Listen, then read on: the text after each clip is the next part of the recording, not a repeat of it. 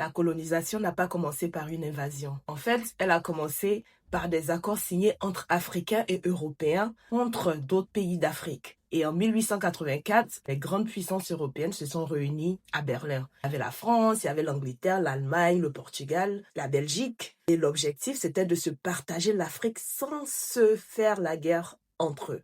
Et pendant qu'ils traçaient les frontières d'Afrique à la règle, aucun pays d'Afrique n'était invité. Voici ce qu'on ne dit presque jamais, ce partage n'est devenu possible que seulement parce que l'Afrique était déjà politiquement fragmentée. Je vous cite quelques exemples. Dans l'actuel Ghana, les Fantais, c'étaient les ennemis des Ashantis et ils se sont alliés au 19e siècle avec les Britanniques. Ils pensaient utiliser l'Angleterre pour battre les Ashantis. Résultat, les Ashantis, ils ont gagné. Les Fantais se sont fait coloniser tout de même par les Britanniques. Ensuite, on a le royaume du Buganda en Ouganda, actuel Ouganda. Et le roi du Buganda s'allie encore aux Britanniques pour écraser ses rivaux locaux. Alors oui, il a conservé son trône symboliquement, mais le pays entier devient des protectorats britanniques. Et on a encore l'exemple de Samori Touré en Afrique de l'Ouest. Samori, il a résisté pendant 15 ans à la France, mais la France utilise d'autres royaumes africains contre lui. D'autres royaumes africains l'ont aidé, c'est vrai, mais surtout, beaucoup l'ont trahi. Résultat, Samori Touré est vaincu, la région passe sous contrôle colonial. En gros,